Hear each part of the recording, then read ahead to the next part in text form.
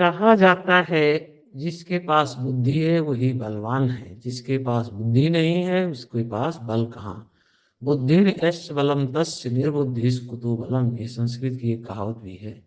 एक घने जंगल में एक शेर रहता था। शेर बड़ा ही क्रूर और निर्दयी था।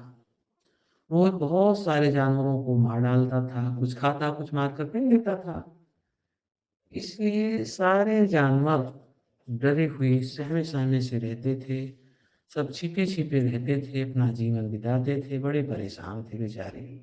सबने एक सभा बुलाई।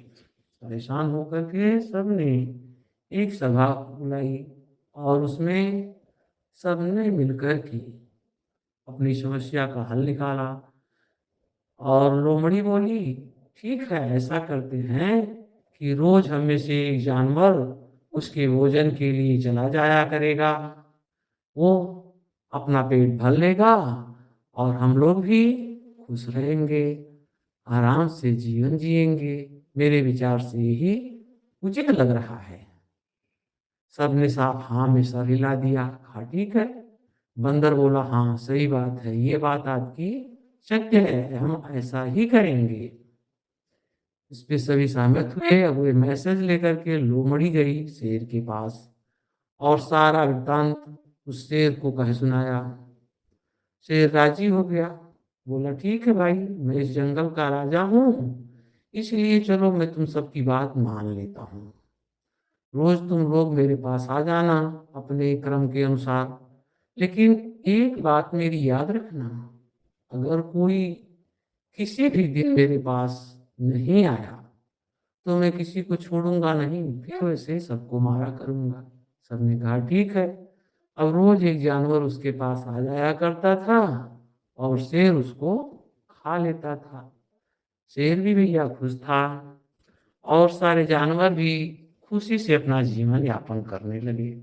सब खुश हो गए। कुछ समय के बाद एक खरगोश की बारी आई। खरगोश तो भाई बड़ा होशियार था। उसने एक प्लान बनाया। सोचा कि चलो मैं धीरे धीरे जाता हूँ और देर से उसके पास पहुंचूंगा, जिससे शेर नाराज होगा और तब मुझसे वो सवाल करेगा और मैं उसे अपने बातों में फंसा के ले जाऊंगा। शेर के सामने जब पहुंचा कछुआ खरगोश, तो शेर आया और पूछने लगा, अरे दुष्ट, तू कहाँ था? इतनी देर क्यों लगा दी तुमने? खरगोश बोला, महाराज मेरी गलती नहीं है, मैं आ रहा था, लेकिन रास्ते में मुझे एक दूसरा शेर मिल गया और वह बोला कि तुम कहाँ जा रहे हो, रुको मैं तुम्हें खाऊंगा। मैंने कहा नहीं नहीं, मैं इस जंगल के राजा के पास जा रहा हूँ, शेर सिंह के पास, और वो जो है मेरा भोजन करेंगे, मैं उनका शिकार हूँ और यही मेरी बारी है और हम लोगों में यही समझौता हुआ है। शेर कहने लगा, नहीं ये नहीं हो सकता, मैं इस शेर उस जंगल का राजा हूँ, दूसरा कौन आ गया? खरगोश बोला, हाँ महाराज, मैंने तो यही कहा था, लेकिन वह मान नहीं रहा है।